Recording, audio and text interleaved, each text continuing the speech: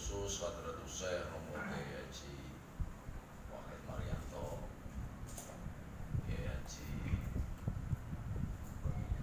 Munawi, Aulia Al-Mutaakhirin setengah,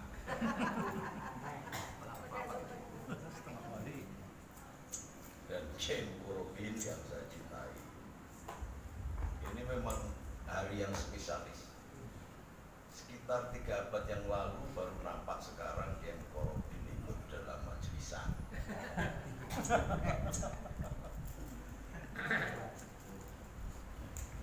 Di zamannya Nabi Adam kiri. Zaman. Tapi alhamdulillah meskipun jarang bersama, langkah dan gerakannya sudah sinergi dengan gerakan kita, bahkan cenderung lebih maju malahan, bahkan sudah banyak mewarnai perjuangan-perjuangan yang bersifat kafah. Artinya apa? Kita di Indonesia ini dikenalkan oleh Gus Dur yang namanya toleransi beragama. Nah, toleransi beragama ini sesungguhnya prematur karena bersifat subjektif. Siapa yang bertoleransi? Ketika ada Gus Dur, ya semuanya panutannya diikuti toleransi. Gus Dur meninggal, buyar lagi. Kemudian muncul diantaranya saya. Nanti saya mati, ya buyar lagi.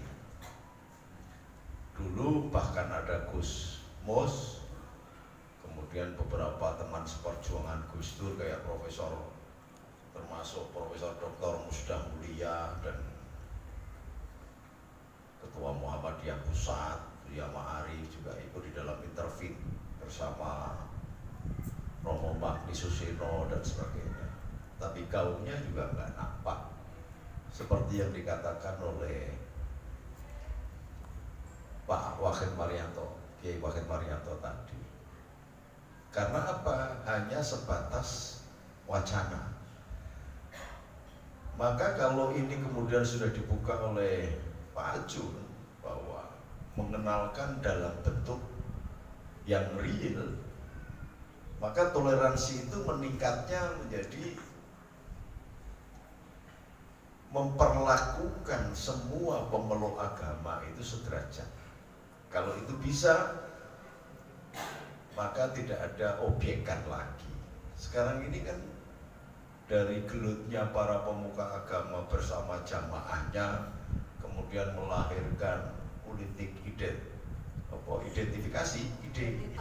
identitas, ada politik yang membawa nunggangi agama, jadi agama kayak kuda atau kerbau ditunggangi kemana-mana. Itu lahir karena toleransi yang kemudian diraba-raba. Akhirnya pemerintah sendiri juga gagap ketika Gus Dur menulis surat kepada saya, bersumber dari penghancuran gereja Isa Al-Masih di Semarang. Lalu muncullah penandatanganan bersama Gus Dur, Jenderal Tiasno Sudarto, Profesor Widanti mewakili Katolik, kemudian yang mewakili Kristen Dr. Elias bersama Dr. Gunarto dari Buddha Pandita Hendra Basuki, dari Konghucu almarhum Gan Kowi, adiknya Gan KL, penulis cerita silat itu. Dan dari yang lain banyak hadir menandatangani, terbentuklah forum komunikasi, forum apa? Forkagama itu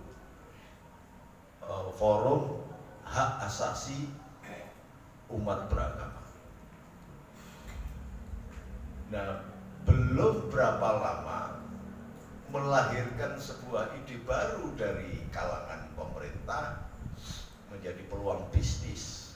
Muncullah FKUB. FKUB ini, kerukunan umat beragama ini, ternyata nggak kerja, ngabisin dana banyak.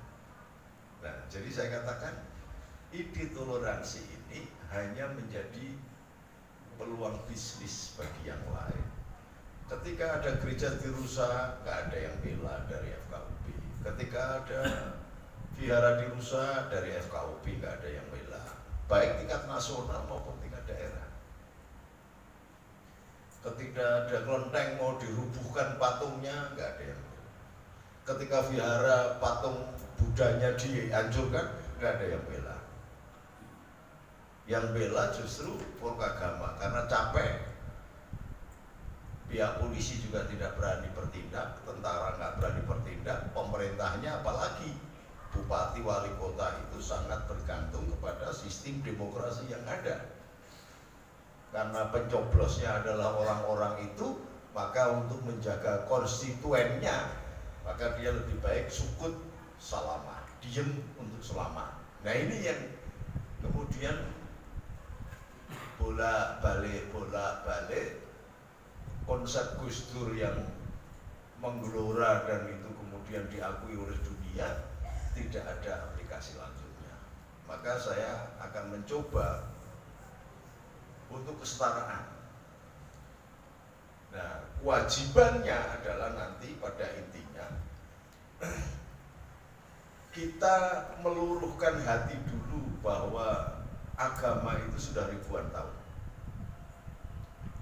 Artinya kalau di dalam kita membicarakan tentang kebaikan-kebaikan dan keunggulan-keunggulan syariat masing-masing, is okay.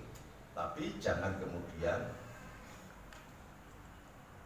pranilai ini menjadikan justifikasi untuk menganggap bahwa dirinya paling benar.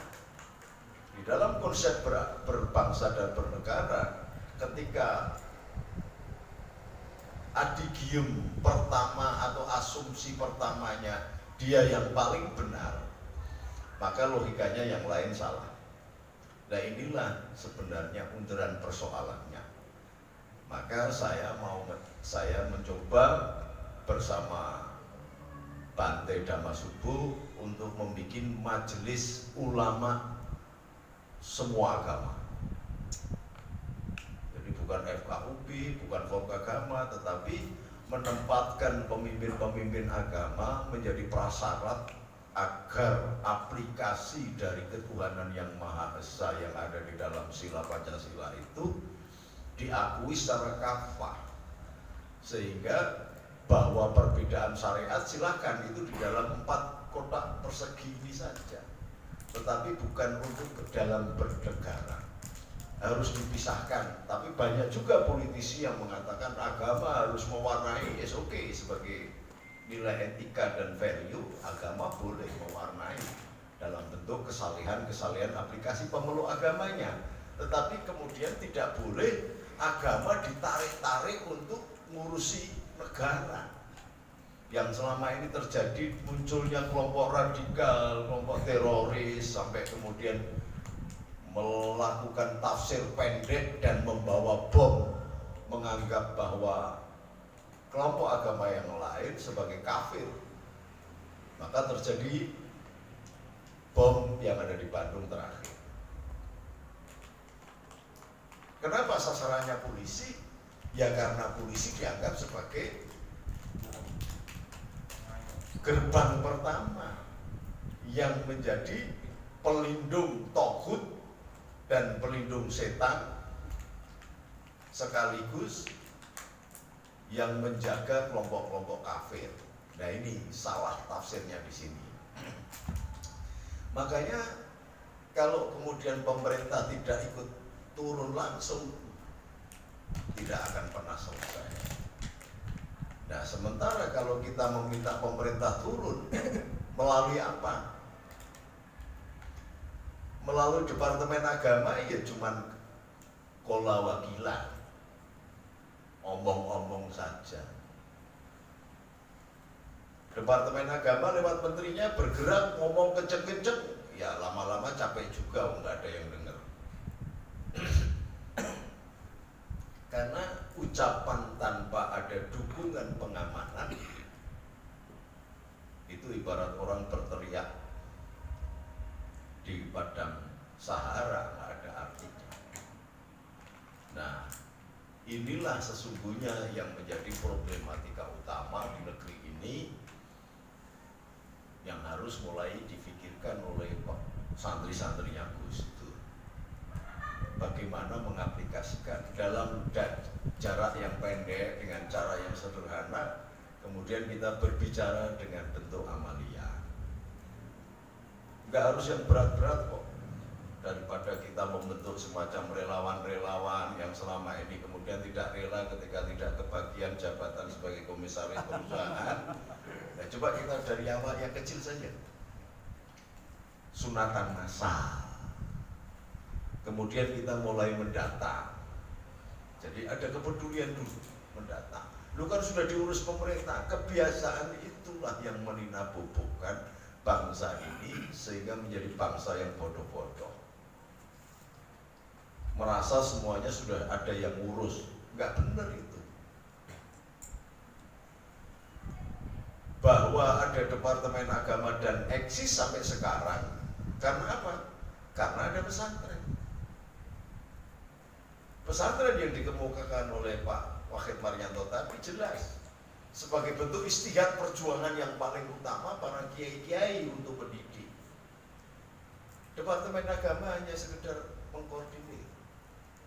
Nah, kalau kemudian rakyat menganggap bahwa pemerintah sudah menangani semuanya, bubar negara ini.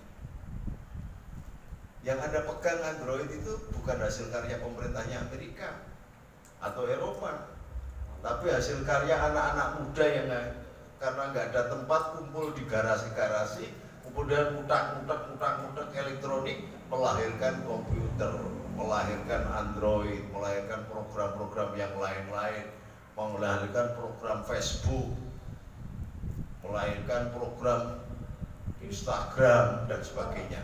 Kok nggak ada ya kemudian yang muncul dari kelompok-kelompok pesantren melahirkan, ya kalau tidak Instagram bisa barangkali ya gram-graman apa-apa gitu.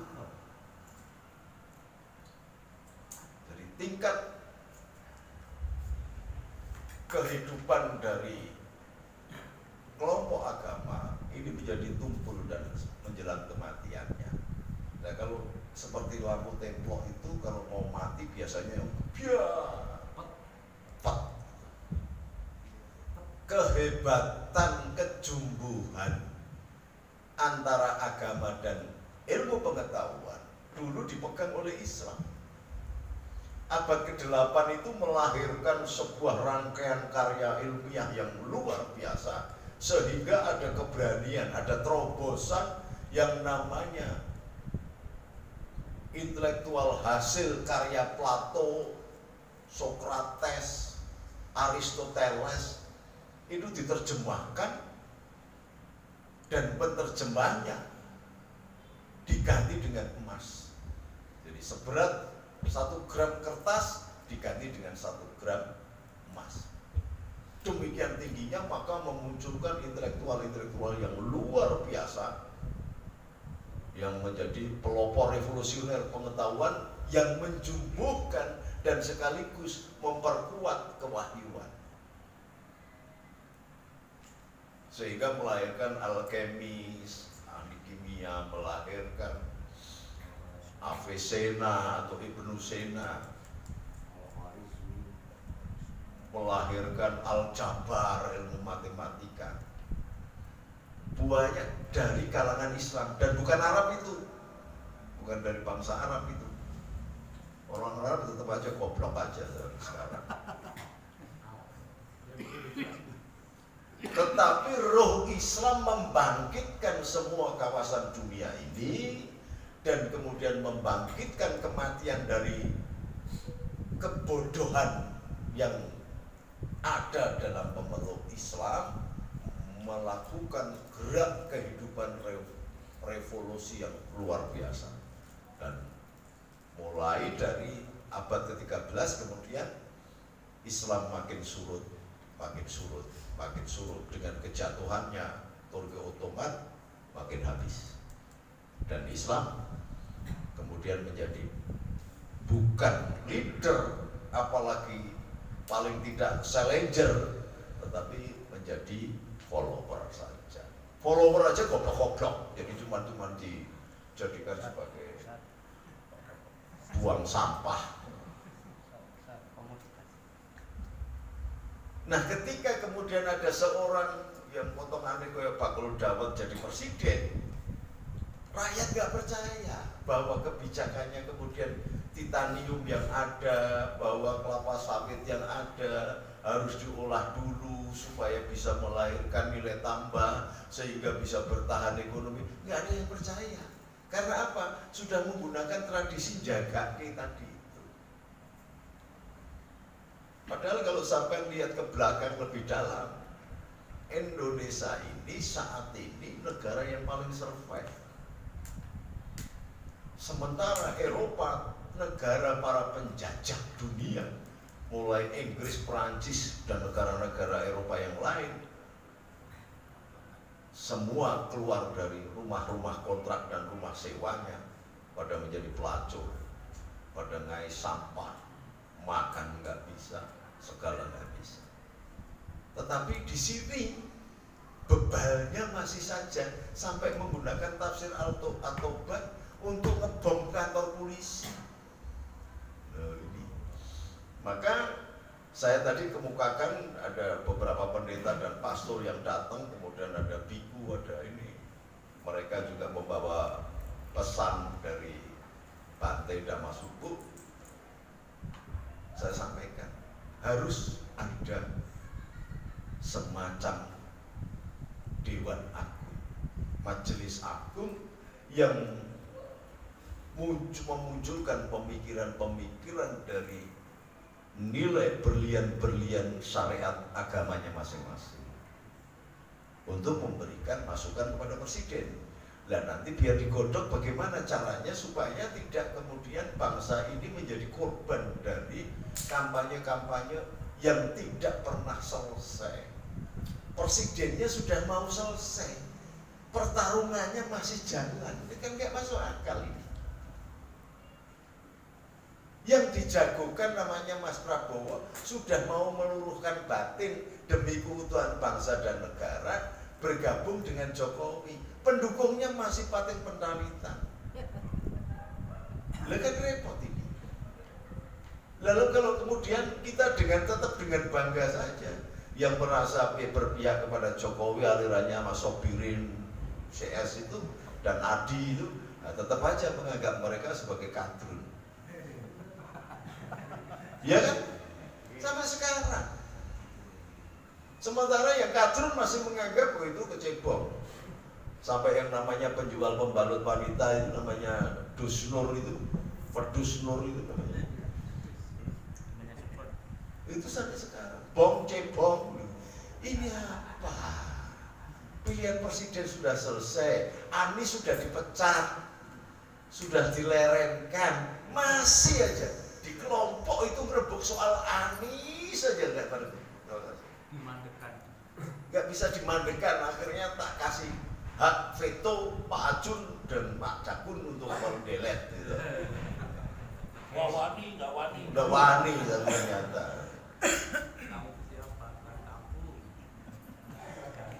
Jadi sebenarnya saya bikin grup WA itu untuk rekonsiliasi, tapi isinya saya sudah ngomong loh, tak delete. Kalau ngomongin kejelekan orang saja, tidak ada upaya merukunkan. Mereka nggak sadar bahwa ini adalah faham tata cara. Modal awal bagi penghancur Indonesia adalah memisahkan bangsa ini. Cara yang terbaik melalui agama dan partai politik dan tokoh hero yang dimunculkan. Nah, kita sing ngerti ora mencegah, sing ora ngerti tambah parah sampai sekarang.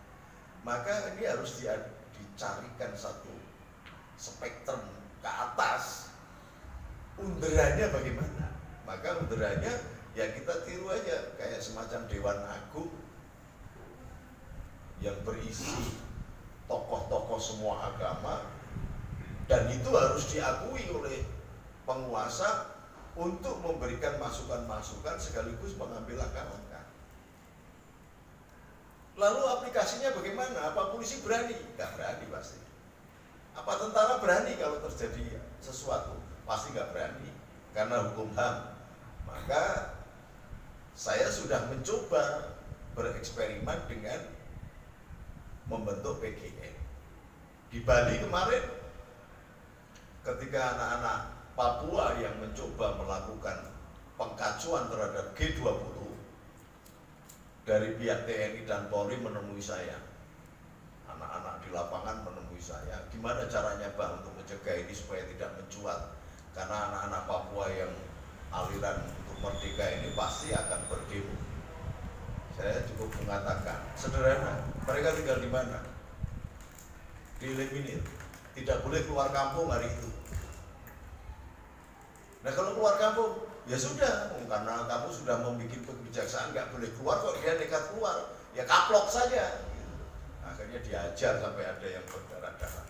Nah kemudian karena PGN sudah berjasa di Bali, merukunkan umat beragama, umat Hindu di Bali, akhirnya pecalang-pecalang ikut mendukung, dan sekarang sudah terjadi perdamaian antara pemuda-pemuda Bali, PGN, dan anak-anak Papua yang dibayar oleh Amerika untuk minta merdeka. Karena apa? Harus dengan ketegasan, kita usir dari Bali, kita usir dari daerah Indonesia yang mencoba memang menggelontorkan satu konsep yang tidak sama dengan konsensus nasional bahwa negara kita adalah negara kesatuan Republik Indonesia. Maka tidak ada bentuk lain yang mencoba untuk membangun negara baru. Tetapi kembali lagi, titik lemahnya adalah kalau orang Papua ya Kristen. Kristen ya ada, model kadrun Kristen ya ada. Kelompok-kelompok yang radikal Kristen banyak. Ya, Saksi Yehova, kemudian Mormon, gitu, kelompok-kelompok. Makanya ketika kemarin saya diminta satu-satunya orang yang tidak beragama Hindu yang boleh masuk ke di Puri agungnya seluruh orang Bali, Hindu Bali, namanya Puri Ketel. Tetapi karena tidak bagus, Sukahed mengangkat saya sebagai kakak dan dia sebagai adik, maka saya bisa menjelaskan tentang tasawuf Hindu. Jadi sentuhannya bukan syariatnya, tapi tasawufnya. Kita jelaskan sangkan paraning dumadi dan manunggaling kawula marang Gusti di konsep Hindu itu sama dengan Islam, sama dengan Kristen. Kita jelaskan baru bisa mengerti. Nah, tetapi berapa orang yang bisa menjelaskan begini? Dan sampai kapan saya hidup? Maka cara yang terbaik kita bikin menjadi besaran, dan kita tidak hanya natai serangan, tetapi kita mulai menyerang. Jadi kita kenalkan konsep kesetaraan ini kepada negara-negara yang lain. Karena kalau kita di sini cuma natai dong, kesel. Mereka masuk lagi dari Yaman, orang-orang gelandangan-gelandangan Yaman, kiri-kiri Yaman yang makan aja nggak bisa, ke sini udah diciumi tangannya, dipanggil Habib, dimintain barokah, kacau semua negara ini. Maka kita yang jadi ofensif. Kita nanti akan jelaskan kesetaraan beragama dalam konsep keseluruhan lahirnya agama-agama yang penggagasnya itu adalah Allah sendiri, Tuhan sendiri, melalui berbagai nama, berbagai macam, berbagai suku bangsa yang diangkat oleh Allah sebagai Mesias atau alaihissalam atau juru selamat atau avatar atau bodhisattva. Itu nama-nama lain dari utusan-utusan Allah. Ini barangkali nanti kita akan mengawali di sini. Saya sudah minta beberapa, udahlah ini di sisa hidup saya. Benar apa yang dikatakan Pak Ajun. Kami berdua ini, ya sisanya cuma kami berdua ini orang yang memaksakan diri memahami Gus Dur, meskipun kami yakin tidak bisa 100% menyerap apa yang menjadi ide dasar dan perjuangan Gus Dur. Sekurang-kurangnya jelonggrongnya itu kita bisa melihat. Ya kalau ibarat foto ya, meskipun buram masih menampakkan wajah-wajahnya gitu loh. Nah itu daya tangkap kami berdua itu. Makanya tadi dijelaskan mulai dari ngaji bau tembelek kucing sampai bisa jadi begini, dan jumlah jamaahnya juga makin banyak, dan saya lihat militansinya juga hebat-hebat. Mudah-mudahan kalau Gus Dur ini kemelindi-kemelindinya kami panggul misinya berdua, nah kalian bisa nggak memanggul kami berdua segini banyaknya ini untuk meneruskan misi perjuangan itu? Dan saya minta ini menjadi itibar, jadi pelajaran bahwa Pak Acung caranya ngajar begitu, ya sudah nggak bisa dipaksakan. Dan ternyata kan berhasil. Jadi nggak harus begini, harus bisa begini, enggak. Pak Acung juga ngerti kegoblokan kita, tingkat penerimaan kita, apa yang bagaimana kita, beliau tahu. Ya sudah, kita serahkan innal huda hudallah wa hadi Rasulillah, gitu aja. Yadillahu li nurihi mayasya, itu sakarepe Gusti Allah. Kami berdua menyodorkan sesuatu bahwa Anda bisa menyerap dan memiliki ilmu itu sepenuhnya bergantung dari ridhone Gusti Allah. Gitu.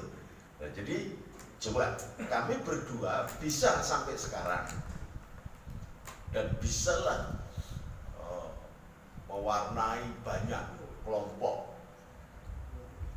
Nah mudah-mudahan dari tempat yang lebih bagus ini membuat pemikiran para santri semakin terang, menjadi enlightenment, menjadi pencerahan, sehingga ibaratnya batu dengan sentok, dengan bolok, sampai sekarang tinggal bikin casingnya biar menjadi sentolok, sehingga cahaya bolok itu bisa dibiaskan dengan sampingnya dan ada kacanya, sehingga terabasan cahayanya itu makin luas. Dan makanya besok tanggal berapa? Tanggal 22 itu Romo Beni sudah mengokekan datang. Kemudian Jenderal Muldoko, saya, Mas Ibnu dari BNPT, dan Mas Martinus Hukum insya Allah datang. Kapolri ajudannya sudah menjawab, nggih Gus, itu siap gitu. Tapi saya belum, apakah ini sudah bisa apa belum, karena Desember banyak kegiatan. Tetapi 22 Desember itu mudah-mudahan menjadi semakin perekat. Makanya tolong nanti dikabari anak-anak PGM Jakarta Barat dan anak-anak yang lain, mulai dilakukan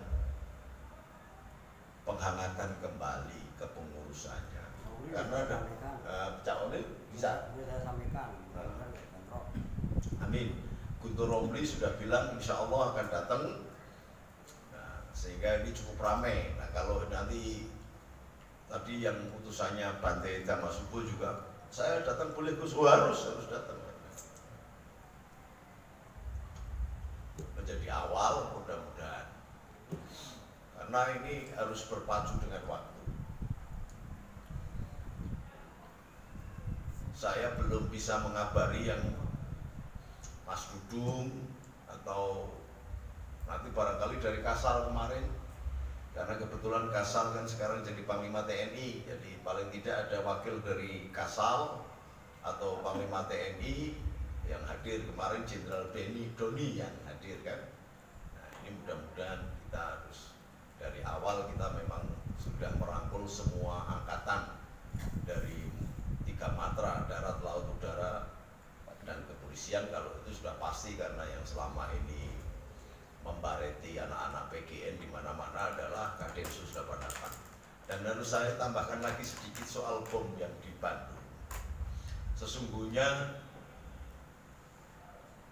meskipun dunia mengakui Densus 88 berhasil mengeliminir teroris, dan itu diakui oleh FBI, AFP, dan polisi-polisi di dunia dari 40 negara, karena mereka kemudian datang ketika saya mendapatkan penghargaan sebagai the leader of democratic pluralism and peace, dan 40 negara, kepala kepolisian 40 negara. Tetapi lawannya makin menggila dan tidak masuk akal. Maka ya kita harus hati-hati. 2 kali saya ditarget. Yang pertama di Bali dan Lumajang sudah ditangkap mentarget saya. Alhamdulillah di Turki pun saya dikejar. Sehingga ketika saya makan di rumah makan, delalah, nggak ditol-toli, nggak dilayani. Lalu ada brigjen, ada kombes dan sebagainya, nggak berani usul pindah rumah makan. Saya ngomong, kita pindah aja yuk. Ya, pokok semua. Wah, ternyata mereka sudah tahan jengkel karena 1 jam nggak dilayani. Kita berjalan 250 meter, ternyata bom meledak, 53 orang mati, 200 sekian luka-luka. Jadi ya mudah-mudahan kalau hope atau harapannya Pak Ajun, saya masih 20 tahun lagi, Pak Ajun 17,5 tahun lagi, gitu. Mudah-mudahan. Tetapi dengan demikian mengerucutnya ancaman itu tidak menjamin bahwa saya tidak terkena dari target-target. Makanya harus segera, jangan sampai seperti Gus Dur dulu meninggal terus vakum, nggak ada siapa yang muncul penggantinya. Maka kami tanpa rapat dengan Pak Ajun sudah kita gerak sendiri, dan lama-lama orang mengakui kita penggantinya Gus Dur. Jadi, nah ini jangan sampai terjadi. Kalau saya mati, Pak Ajun mati terus lama nggak muncul-muncul, jangan. Makanya santri-santri yang mengaplikasikan program-program perjuangan Gus Dur selama ini jangan terlalu lama tidak hadir di sini supaya ada update.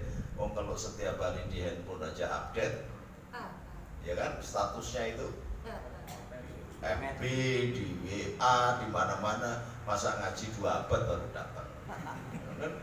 Ini nanti nyocoknya lagi, ada penyesuaian lagi. Nah, monggo.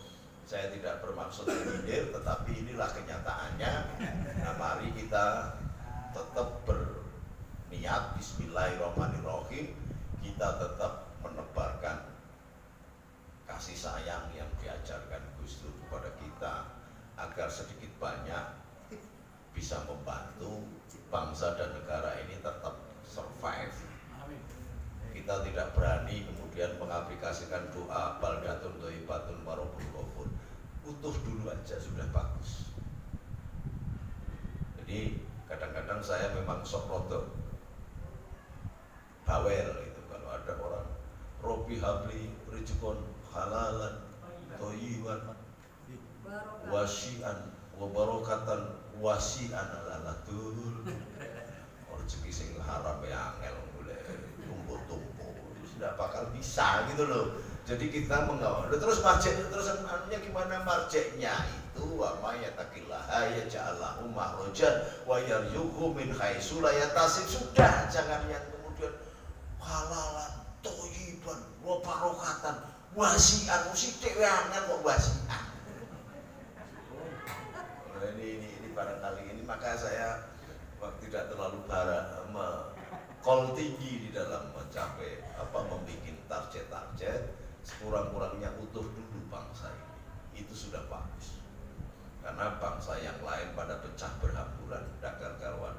Allahumikum billahi taufiq wal hidayah. Assalamualaikum warahmatullahi wabarakatuh. Waalaikumsalam warahmatullahi wabarakatuh. Mungkin Pak Yarobin kita kasih kesempatan untuk